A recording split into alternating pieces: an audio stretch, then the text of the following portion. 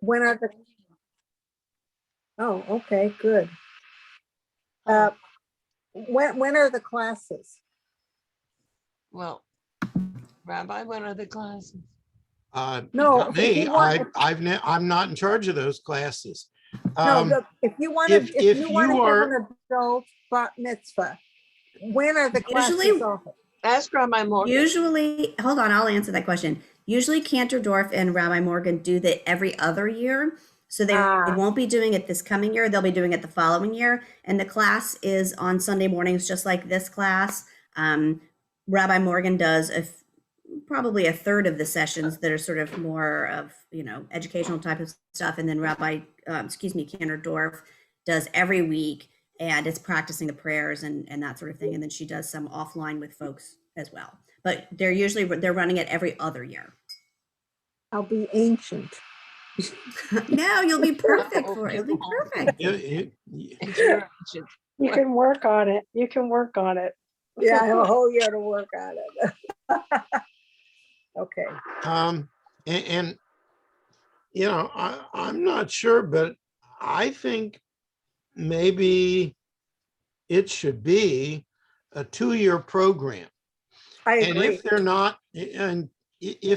they're not offering something for this year, it doesn't mean that you can't begin to prepare for it.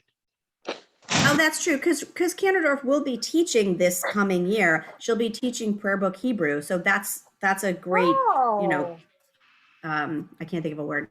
It goes very nicely. It dovetails nicely with that class. So she is teaching this year. It's just not specifically for the adult B'nai Mitzvah. Okay, that sounds But good. she is doing the prayer book Hebrew, which is perfect. It's a perfect lead in. Right. And, if you're going to, participate in leading services, or at least have the capacity to do so. Right. Right. Then, most B'nai Mitzvah, even though they start preparing for bat mitzvah a year beforehand, they really don't start preparing a year beforehand. They're in class for 5 years. Oh, wow. Well, but you already know a good deal of what because you went to Kita Gimel too, right? Yes, I did. Way back when. Way back when. Way back when is for everybody in this room, I think. Jennifer, are there plans this fall to move the Sunday classes back on campus? I believe that is the plan. We're exploring the possibility of some of them being able to do both. So a hybrid for some of the classes, if it makes sense. So we're exploring that. But yes, the hope is that when we start everything back up October 1st after high holidays, that most everything will be back in the synagogue. Okay. Keep my fingers crossed. But that some classes will be hybrid. Some classes, yes. And so we're working on sort of the technology to make that happen. Yes. To be determined. Right. That's been my favorite phrase, for the last, year and several months. Yeah. Well, so last class, we left off at the beginning of Unit 10, which deals with the question of how much should tragedy define us? To rephrase the question, how much of ourselves do we put into the past, and how much of ourselves do we put into the future? And I think that's just, that is the tension that we are working with right now. So let's go to the sources, and we'll go a little farther. I have to pull up the share screen here.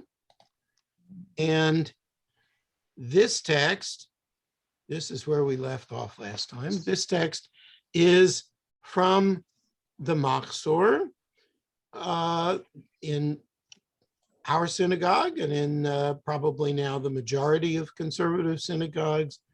And even in the previous prayer book in Sim Shalom, we had, I think it's pretty much the same text for this prayer, which is included in the Yizkor service. And I think the feeling was that in our generation, we couldn't go through a Yizkor service and not acknowledge the loss of the 6 million. And so this is the prayer that we include, which is based on the traditional El Malei Rachamim prayer, exalted, compassionate God, right? And to, grant peace in your sheltering presence to the souls of all the men, women, and children of the house of Israel who were slaughtered, strangled, and burned in the Shoah. Began Eden Tehei Menuchatam. May they rest in paradise. Right? Those are the parts that are unique to this particular prayer. So does anyone in this group know of other cases of historical tragedies that are referred to in our prayer book? The destruction of the temple. Oh, well, certainly, the destruction of the temple, virtually everything that's unique to the Tisha B'Av service has to do with that. Yes? Any others?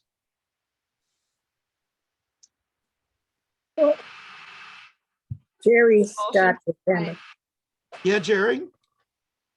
The Shimon Esrei, they have prayers for that, don't they? Right? Okay, so yeah, so that's a good point, Jerry. In the weekday Shmona Esrei, one of the paragraphs in the middle section of all the petitionary prayers says, "V'lamal shanim al tihi tikva." To the slanderers, let there be no hope. Right? Now, what is that a reference to? Right? Anybody know what that's a reference to? Yeah, Ann. People who tattled on us to the Romans. People who tattled on Jews to the Romans, right? Informers, right? So, that goes back quite a long way. So there's plenty of precedent for including these kinds of prayers in our services. And there's one more which should be familiar to all of you who come to the chapel service.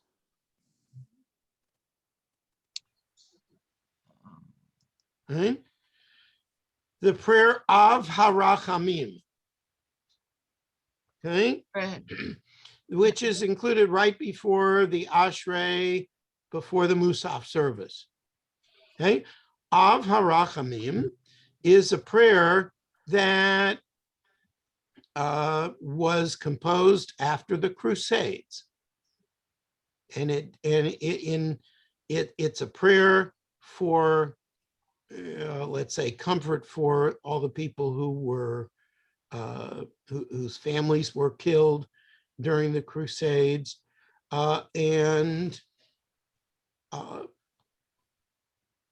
Also, in some respects, it was a prayer for vengeance. Right?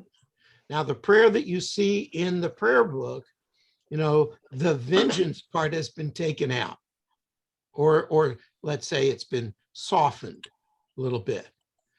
But some of you may be aware that there's a line that many people include at the end of Arachamim that is not in Sim Shalom or Lev Shalem, for that matter.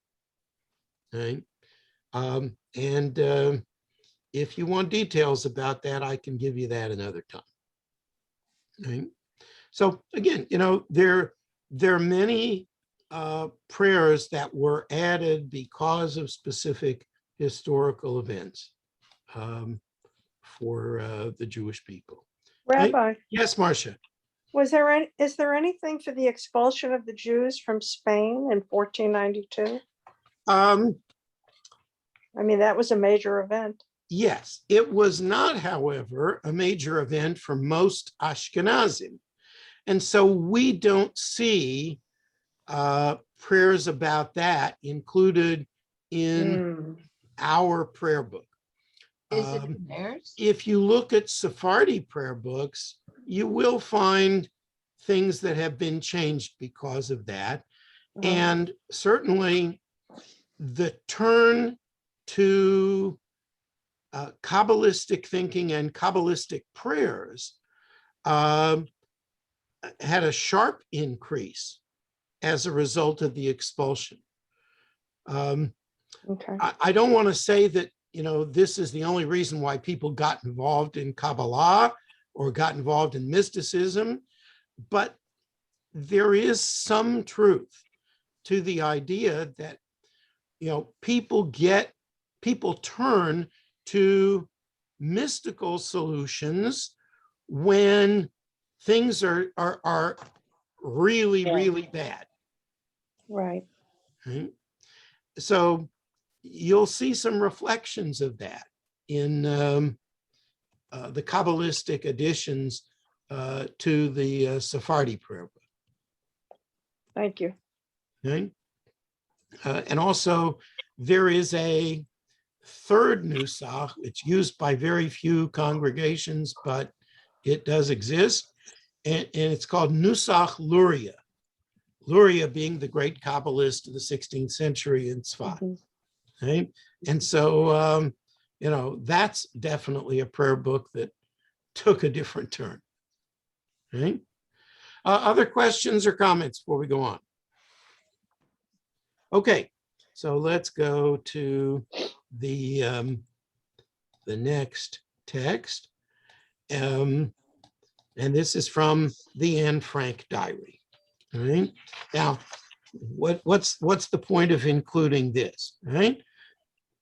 The fact is that for a good many people, their first introduction to the Holocaust is reading Anne Frank's diary. Right. And so her diary has come to represent the idea of maintaining hope and faith in human beings,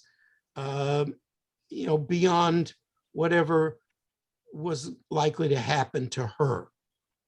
Right? So, even though she was killed in the Holocaust, the diary has been changed into a redemptive myth. So as one cultural critic put it, Anne Frank has become a Jewish Saint Ursula, a Dutch Joan of Arc, a female Christ. She is a ready-made icon for those who have turned the Holocaust into a kind of secular religion. And by the way, we shouldn't underestimate the continued effect of her diary, because over 1 million visitors a year go to the Anne Frank house in Amsterdam. Right? So here is what she wrote, right, which is relevant for us. Who has inflicted this on us? Who has set us apart from all the rest? Who has put us through such suffering? It's God who has made us the way we are, but it's also God who will lift us up again. In the eyes of the world, we're doomed. But if after all this suffering, there are still Jews left, the Jewish people will be held up as an example. Who knows? Maybe our religion will teach the world and all the people in it about goodness. And that's the reason, the only reason we have to suffer. We can never be just Dutch or just English or whatever. We will always be Jews as well, and we'll have to keep on being Jews. But then we'll want to be. Be brave. Let's remember our duty and perform it without complaint. There will be a way out. God has never deserted our people. Through the ages, Jews have had to suffer, but through the ages, they've gone on living, and the centuries of suffering have only made them stronger. Right? So what do you make of her characterization? You know, are suffering and victimization a basis for inspiration? Oh,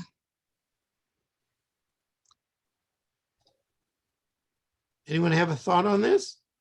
no. Now, you don't sound like you're too comfortable with this one, Ann. No, no. Well, Yeah, Daniel. It's very pessimistic. Daniel? I have a thought. I'm not sure if I'm exactly addressing what your question is though, but I'm going to share it if it's that all right. Please.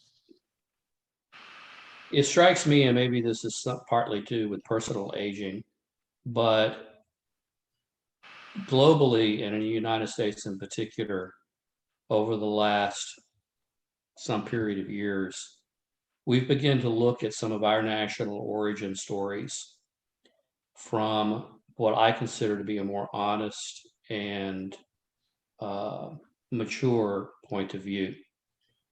We don't, we're less likely, or at least the young folks are, to mythologize our heroes and look at them as multifaceted, complex individuals. And I think over the last several years, that's happened with Anne Frank. There's been some scholarly research, and the human being of Anne Frank is very strong now. She had some picadillos, some unusual personality issues, particularly with her mother, for example. And I'm okay with that. I actually credit Anne Frank's book, which I read when I was 14, with my eventual conversion.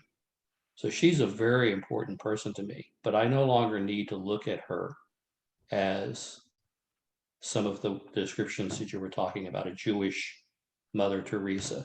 And when she writes the piece that trying to orient this towards what you just said, your question,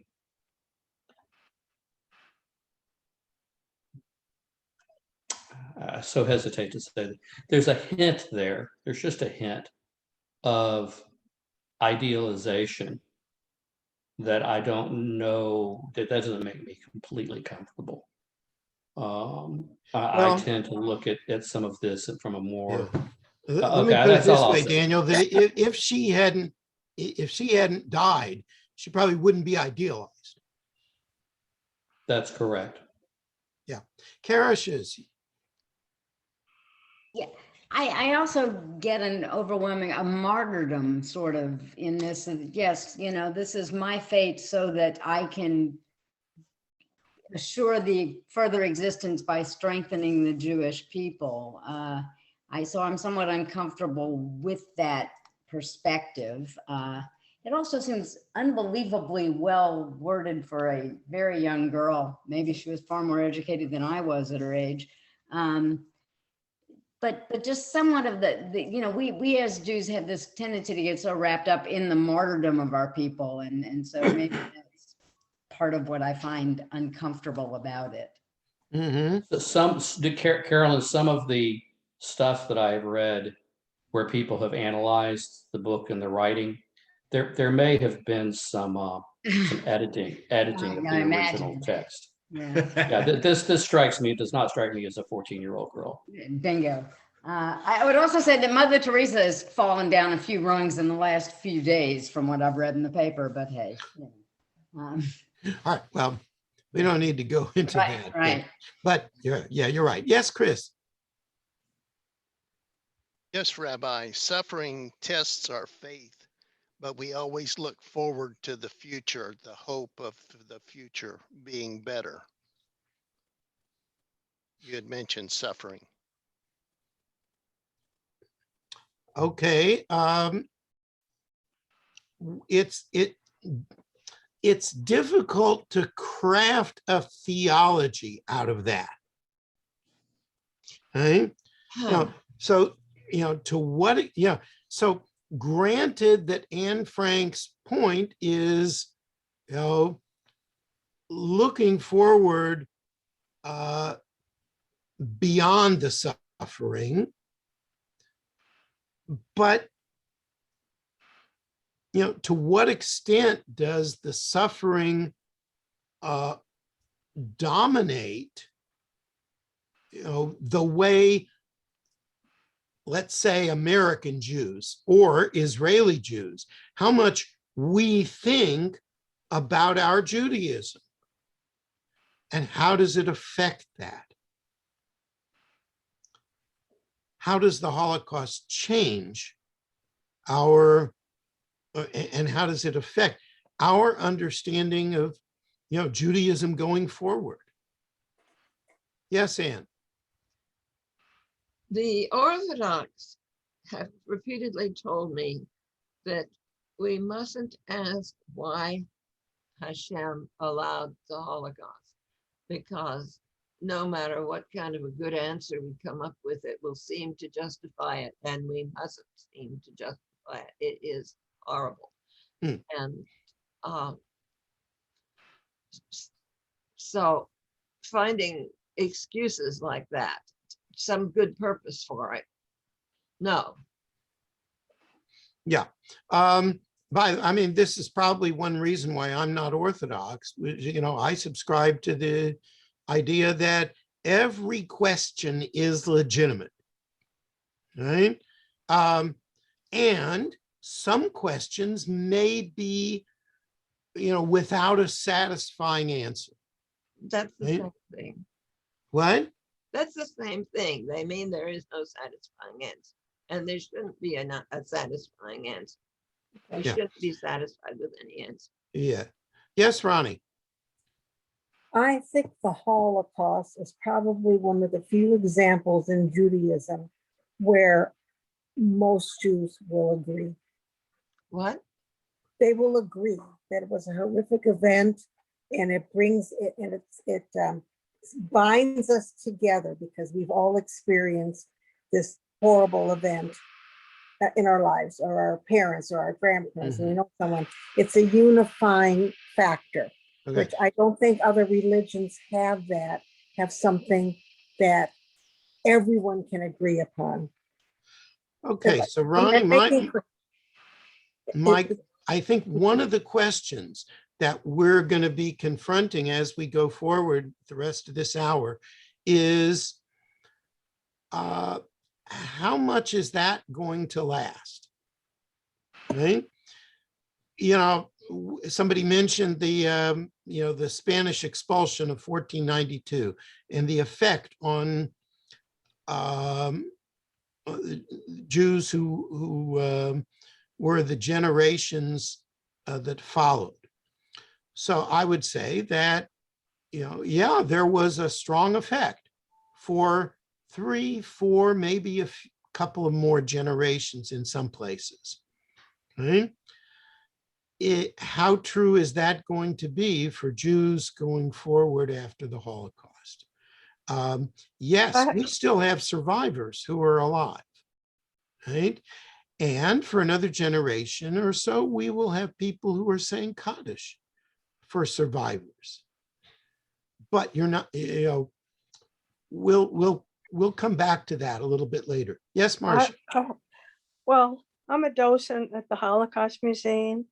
And first of all, in terms of the suffering, it was horrendous. But when the survivors came to the United States, were finally allowed, they basically focused on living and for a number of years actually suppressed talking about the Holocaust. That wasn't until the Adolf Eichmann trial when Holocaust survivors came forward and gave their testimony. And that's when there became a resurgence of trying to remember what happened. And However, we must remember, and as you say, survivors are getting older and passing on. In many museums now, the focus is not just on the Holocaust, but more broadly expanded to an emphasis on human rights. Mhm. And so I think it becomes part of that whole understanding that human rights of individuals are important. And so, I'm hopeful that we will always remember, just because of that, because it is important to respect other people's human rights, and especially being Jewish, I speak for Judaism, but for all people as well. Mhm. Now, the question remains, will communities feel like they need to maintain Holocaust museums like ours in the year, let's say, 2150? And that remains to be seen. Well, part of the and problem is anti-Semitism. So when you say communities, do you just mean the Jewish community, or do you mean the community at large? And there's that issue too that we have to deal with. yes, and we and this is a museum that is supported by the non-Jewish community, certainly, as well as the Jewish community. Don't know. Right. Sylvia, and then Anne, and then I want to move on to the next text. Yes, Ano- Sylvia. Another aspect of preserving the Holocaust is that many schools now include the Holocaust as part of their curriculum. Now, what's going to happen in the fall if the Texas legislature passes the bill, mandating that can't teach racism, whatever. So I don't know what will happen there, but I do know most schools now have it mandated as part of their curriculum during a particular year. At the high school where I taught, we had a separate course on the Holocaust for a semester, and most of the students were not Jewish. Yes, so I think and by the way, that all started with Catholic schools who, after the changes in the church in the 1960s, began to mandate Holocaust education in Catholic high schools. So, it remains to be seen how much a factor that kind of education will continue over the years as other things develop and push aside certain other issues, just because the more history there is, the more history there is to teach, but it doesn't mean there's more time to teach all of that history. Yes, Anne, and then we're going to move to the next text. Instead of museums and courses about just the Holocaust, I would like to see museums and courses on the contributions that Judaism and Jews have made to the world. Mm-hmm. Well, I hope that they don't put Jewish, Jewish history into too many museums. That, Jewish history, part of the reason for this whole unit is the tension between Jews of the past and Judaism in the future. Right? I don't want Judaism to be petrified into museums. Right? I have to say, I am a little bit ambivalent about the fact that we have a museum of Judaica at Beth Yeshurun. Not because there's something wrong with that, but because it seems to me that there's this little piece of a museum that suggests that these artifacts are part of the past. But most of the things that are in the Museum of Judaica Well, you say are, old are Jews. part of a Jewish future and should be and will be. Does a museum have to be about the past? Can it be about an ongoing thing? I suppose, but you know, how does the museum project the Jewish future? And that's, you know, just one of those tensions that we have to manage. Moving on to our next text. I want to check and see, are all of you familiar with the program March of the Living? Mhm. Oh, Mhm, sort of. mhm. Yes. Everybody's familiar. Okay, so you know that this is a program where high school students spend a week in Poland, visiting the camps, recognizing what happened there, and then spend a week in Israel. Okay, and you know, Jewish young people come from all over the world, but certainly a lot of them from North America. And at the conclusion of the program, there is a pledge that everyone is asked to recite. Okay? And you can compare this a little bit to, you know, Fackenheim's 614th commandment, not to give Hitler his victory. Right? You know, this, you know, some people view this pledge as an expression of how the Holocaust has become kind of a surrogate religion for Jews.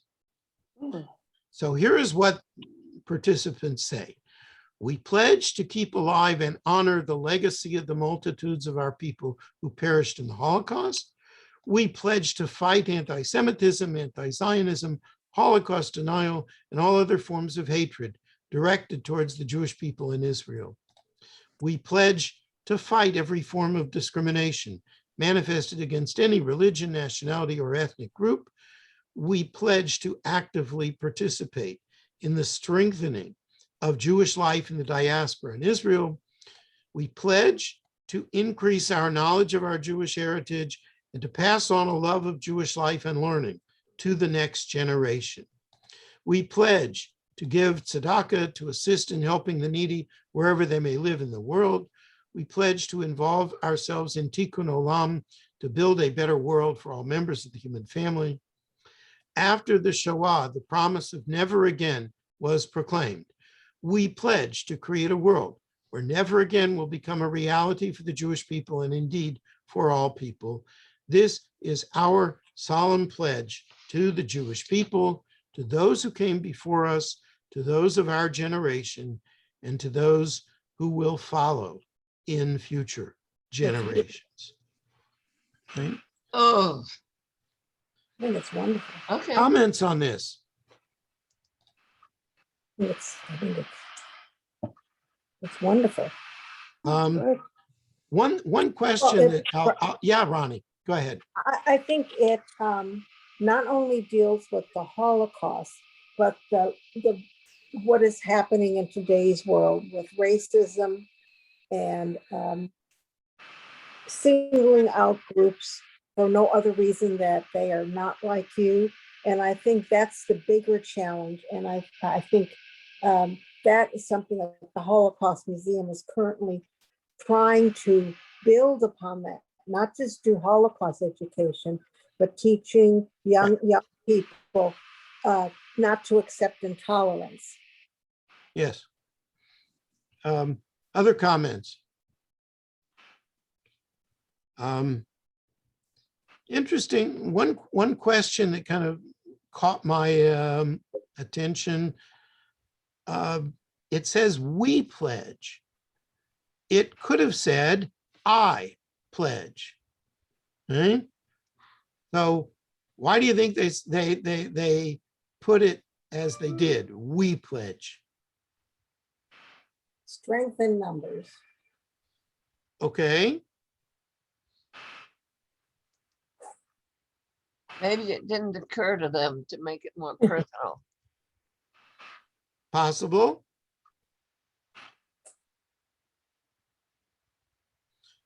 Possibly also that, yeah, Jerry. I think a lot of it has to do with who you were. If you weren't brought up with that Holocaust adventure from your parents and your grandparents, you have really no interest in that. Okay? You had, I couldn't hear you, Jerry. I say if you were not brought up with the influence of the Holocaust in your personal life, you're not part of the we. Uh-huh. Because there's a lot of Jews, but there are not a lot of secular Jews who wouldn't follow that pledge at all. Uh-huh. And Have so no it's interest. deliberately put in the plural to draw those people in to, let's say, you know, a sense of unity with the rest of us in the Jewish world who did have survivors in our families or our communities and who were, you know, let's say, drawn into a quest for answers of some kind because of that. Okay, let's go to the next text. And this is a piece from a Jewish educator. Kind of it deals with the privileged position of Holocaust education in Jewish day schools. And he writes, few subjects are as critical to a Jewish school education as the Holocaust. Only with a meaningful Holocaust education can we be certain that memory of the Holocaust is kept alive for future generations. Only with a meaningful Holocaust education can Jewish students be armed with the information necessary to combat Holocaust revisionism, denial, anti-Semitism, the oftentimes intended anti-Zionism. And only with a meaningful Holocaust education can students gain an understanding of their people's history and thereby a better understanding of their own identities. Whether in middle or secondary Jewish school, the Holocaust falls largely within the province of Jewish studies departments. For teachers in Jewish day schools, the single most important rationale for teaching the Holocaust is the importance of the topic in terms of Jewish identity and Jewish history. Jewish memory associated with the Holocaust means memory not just of individuals who perished, but a way of life that also perished. The Holocaust serves to remind students about the world that once was and the world from whence they came. That is their Jewish identity and roots. By the way, I would add that, you know, we talked about Heschel at the Shavuot Tikkun, and Heschel wrote a little book called The Earth is the Lord's, really was written right after the Holocaust and much more focused on the way of life that was destroyed than just, you know, the vast number of individuals who were murdered, right? And so, you know, that part was extremely important to Heschel. Teachers in Jewish day schools do not want students to leave their classrooms with an impression that Jews went like sheep to the slaughter. Instead, they stress the importance and prevalence of different forms of resistance during the Holocaust. That, by the way, is particularly true in Israel for reasons that should be pretty obvious. Right? So, does any of this surprise anybody? Yes, Jerry. You know, when you showed that the Heschel movie, when he got brought to the United States and he got his first job, they made a special point of saying the things that were important to him were not what the job that they wanted him to do at that school, you know. So that was kind of like a killer, you know. Here comes the people from Europe with a special religious bent, and they come to the United States, and they find out that that's very much suppressed. And that's the way it always was. You know that? It's certainly true that Heschel, as a traditionally observant Jew, and as someone who was steeped in the entirety of Jewish traditional literature, was very dismayed when he came to Hebrew Union College. You know, an institution where most of the rabbinical students not only didn't know the vast reach of that tradition, but didn't care to know. They were building the Reform Judaism of the next generation. And, you know, while Heschel was always grateful to the Reform movement and to Hebrew Union College for having brought him, which, you know, he got work and he got a visa to come to the United States. He certainly did not spare in his criticism of Reform Judaism. But as I mentioned, you know, Sunday night, he was an equal opportunity offender. He was critical of the Orthodox for their failings. He was critical of the conservative movement for its failings. You know, he saw all the problems and all the issues that were going to be affecting American Judaism well into the future.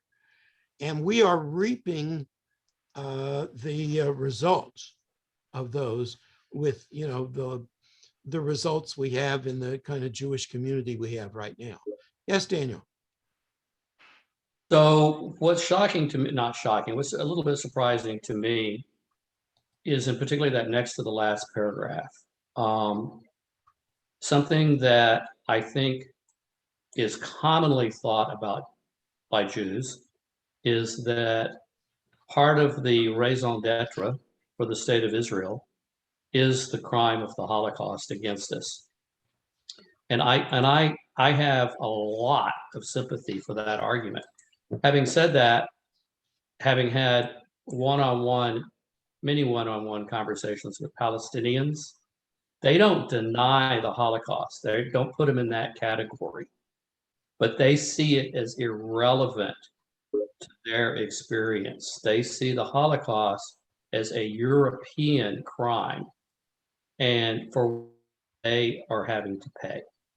And I think my experience with talking to Jews about the same subject is that we have a real hard time putting ourselves into that mindset, that other people, while they recognize the horribleness of the crime, they don't necessarily see it as in the same light vis-a-vis the Zionism. Yeah. Well, I would argue that Palestinian view is very selective, because there were pogroms against Jews in Israel, you know, as far back as 1921. So, you know, the idea that that hatred of the Jews was a European problem, it just historically it doesn't wash. Right. And yeah. And I'm not quite finished yet. I'm sorry. Can you stop waving? Thank you. I'm not trying to say that there's not Arab anti-Semitism. I'm simply saying that we should consider that when we are making arguments for the legitimacy of the state of Israel, which I find to be highly, highly legitimate. I'm not arguing that at all. But when they hear, when the kids hear about the Holocaust, they they're not feeling it the same way we do. They look at their experience in the land of Israel from a much more personal experience. And that's all I'm trying to say. I don't want to be perceived here as arguing that there's not Arab anti-Semites and Arab Holocaust. Right. All I'm saying, Daniel, is that their interpretation is selective.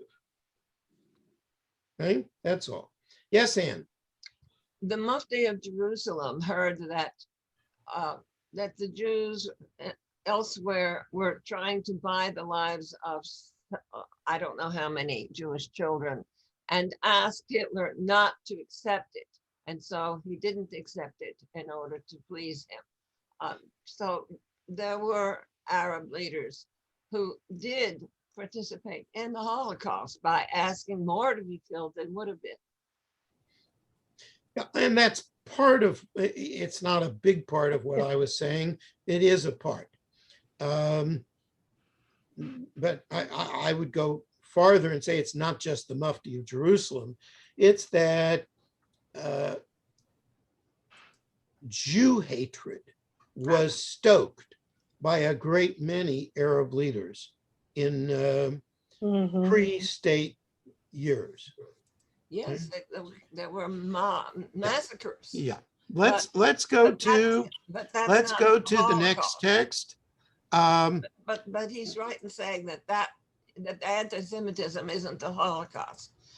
But there was Holocaust participation. Obvious. Okay. So number 6, Rabbi Mark Gelman, who says, I don't like the way the Holocaust is used to try to strengthen Jewish identity. And he talks about Fackenheim's 614th commandment, and he says, I despise that idea. I am Jewish because my mother is Jewish, and more importantly, because I believe Judaism is loving, just, joyous, hopeful, and true. I am not Jewish, and I did not teach my children or my students to be Jewish just to spite Hitler. All right? So my question for you, I mean, you know, we can all agree with that to some extent. You know, do his words resonate for you more than Fackenheim's admonition? Karashes.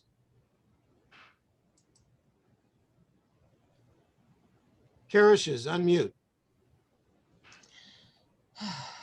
Damn, I got caught. I guess it happens to us all. I was going to say that I think there's an overabounding risk that the Holocaust becomes the religion versus if it's presented that way, that we are Jewish solely because we must be there for that, you know, for that generation. And I'm a child, you know, a survivor of a child of a survivor. And the survivor of a survivor of a survivor, one might add as well, if those of us who have been there. Yeah. But there is this large risk that it becomes the center and the focus of why we are. And I think it's such in our history, it was a tragic moment, but it was not what makes us. We're also speaking as though it's a universal Jewish experience, whereas in fact, I would think most of the Sephardic world wasn't quite so involved and it wasn't quite such a central focus. I would suggest along these lines that, you know, for some people, learning of the Holocaust is not an inspiration. It's a trauma. Right. Right? Yes, Daniel. No? Okay. Jerry. You know, we read in the Haggadah, and every generation there's somebody going to come to try to kill us. So the Holocaust is just one of those facts. If it wasn't in the Haggadah, they would probably throw it out, right? Maybe. Correct? I mean, you know, the new editors of all the Jewish books will throw out stuff. I don't like that page. Throw it out. That's not relevant. But we still keep it, right? we As far as I do. know, I've never seen a Haggadah. But, you know, would be- I would say that if we had never put that in the Haggadah, it wouldn't make it any less true. Right. The Haggadah is just, it's an expression of that. Yes, Ann? No? Okay. I wish that my grandchildren had not been taught about the Holocaust in any class. I don't think that's what we want our children to think of is what Jewish life means. Mhm. All right. Next, from an academic in London, Lisa Kingstone, she says, at ages 7 and 9, my children have only positive feelings about their Judaism. My daughter can tell a Jewish joke complete with Yiddish accent and says Shabbat is her favorite holiday. In Hebrew school, they discuss the ethical dilemmas of our ancestors and feel Judah Maccabee's courage and King Solomon's wisdom are traits they can claim as their own. They have been to Israel many times and feel a sense of belonging there. They live in a world where Jews are the ones. What? Their great-grandfather, the closest thing to a biblical patriarch they can imagine, managed the first rice mill in Israel and knew how to handle a gun. Their Savta marched for miles in the desert with no water when she was training in the Israeli army. The Jews they know are fighters. So how can I add to this firm source of identity? Words like concentration camp, gas, survivor. How do I explain something that no matter how many books read, films viewed, or discussions on the subject, I cannot fathom myself? Not wanting to shift their world, I am waiting to have that conversation. I can control it a little longer. Imagine through them a Jewishness that doesn't include the Holocaust, but their questions persist. Just recently, my son asked why the statues in synagogues are always ugly and black. They look like they are burnt, he said. Where do I start? So, you know, here's a dilemma that really confronts all of us raising Jewish children and all Jewish educators, right? When do you start and where do you start? And how much emphasis is there? So again, you know, how much should we allow tragedy to define us? Let me move on to number 8, all right? This piece by Adam Gopnik called Blood and Soil, which highlights another element of the prominence of the Holocaust in public consciousness, which is, you know, you have to revere the past, but also act morally in the present, right? So he says a college student working on a seminar paper about the mechanics of the Rwandan genocide of 1994 sees his father reading Black Earth, the Yale historian's new book on the Holocaust. And he asks, do we really need one more book on the Holocaust? The facts are in and clear, he says. Well, so many other human horrors demand our historical understanding and get so much less. How many new books have been published this year on the Belgian genocide in the Congo? Doesn't endlessly retelling the story of the murder of the Jews of Europe let us give ourselves the appearance of moral seriousness while immunizing us to the urgencies of actual moral seriousness? Piety is the opposite of compassion, which is better directed toward those who need it now than toward those who were denied it then. The student turns away in exasperation before his father can reply that Snyder has framed this book in order to respond to that question. It's why he has given it the subtitle, The Holocaust as History and Warning. Snyder's point is that if we really understood what happened in Ukraine in 1941, we would begin to understand what happened in Rwanda in 1994 and might prevent something like it from happening elsewhere next year. Okay. Any comments up to here? Yes, Ann? When I saw the killing fields and when I saw the Hotel Rwanda, and if I, heaven forbid, would see any more movies about other Holocausts, I sob all the way through them. I mean, it's all part of the same. It's different, but it's, well, you know. Mm-hmm. Well, what I want to ask everyone here, I mean, obviously, you know, that kind of sadness, you know, is very human, and that pervades a lot of our thoughts about all of these. My question for all of you is, have you ever felt like that student?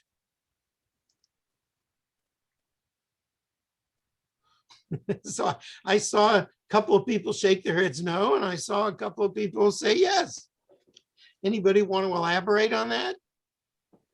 I have felt a little bit that way sometimes, but I have also heard people who aren't Jewish and who I feel are anti-Semitic say such things. You know, I once had a guy, I said, I get so tired of hearing about the Holocaust. What I meant by that was that it's just so something depressing that I can't stand it any longer. And he took it to mean, yeah, you people talk about that all the time. You need to get over it.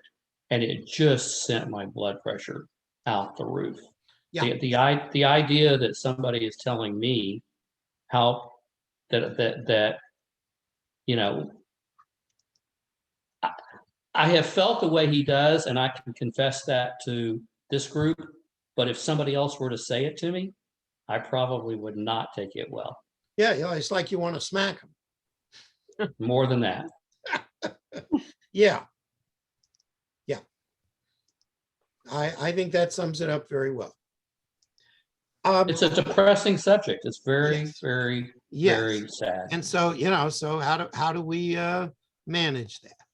Number 9, Jacob Neusner in the Jewish War against the Jews. All right, so Neusner also talked about this, and Neusner, of course, was one of the leading scholars of Judaism over the past century. He says, Holocaust and redemption theology is easy and appeals to people with no access to Jewish piety, learning, tradition. So they organize their ghoulish trips to Auschwitz and to Jerusalem, make the memory of dead people into an instrument for the guilt and coercion of the living, and represent Judaism as a religion for cemeteries and battlefields. Judaism, a religion of the present and the future, affirms life and looks not to Auschwitz, but to Sinai. But the Judaism of Sinai has not been heard from much these days. And I'm going to leave off the rest because we're getting close to the end of our time. But I think that that's an interesting reflection to read either before or right after Shavuot, right? And we all know that Shavuot is not the most popular holiday on the calendar, right? Even if it may resonate, for those of us who are involved Jewishly day in and day out, for many people, Auschwitz is a lot more real than Sinai. Right? And he concludes by saying, no theory of Jewish existence will speak to us, which says only give and be saved, cry and feel saved. Okay. And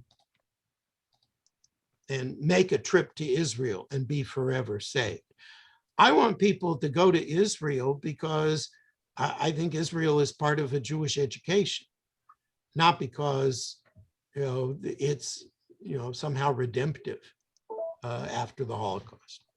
Last text, this piece by a British journalist, Anshel Pfeffer, Israel still hasn't learned the most important lesson of the Holocaust. Okay?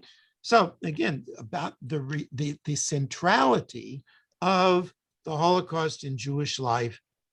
And we're going to come to this midrash, which is something that I alluded to a while ago. Preparing for a not far off age, when we will not have living testimony of the Holocaust, means also thinking about it in new ways.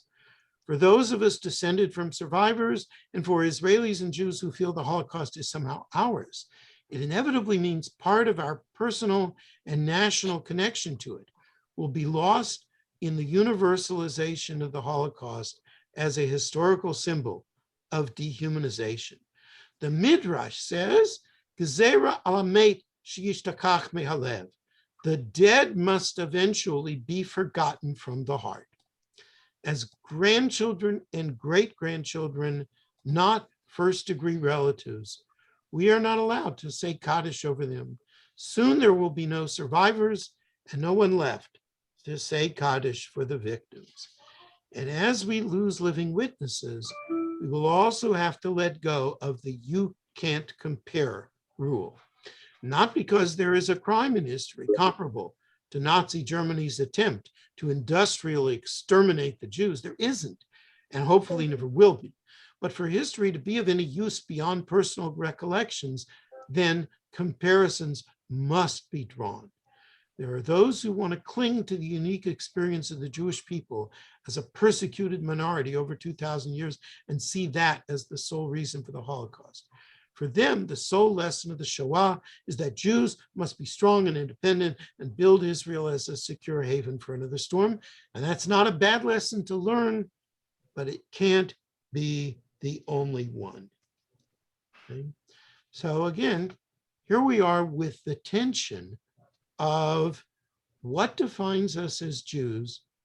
You know, how much do we allow the tragedy of the Holocaust to direct us in thinking about, what we do in Jewish education and what we base our own Judaism on.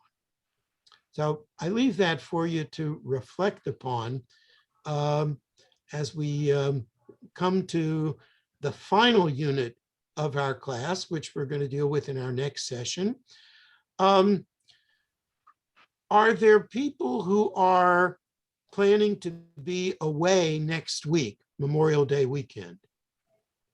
So would it be okay to have our last session next week? Yeah. Okay. Yeah. Hearing no objections, we'll have our next session 10 o'clock next Sunday. Okay? Thank you, Have a Rabbi. good Thank you week, all very everyone. much. Thank Thank you, you, Rabbi. Jennifer. Thank you, Rabbi. All right. Very See you all interesting. next week. Thank you, Rabbi. Thank you very much. It was a Thank you, Rabbi. Okay. Thank you, Rabbi. Bye-bye.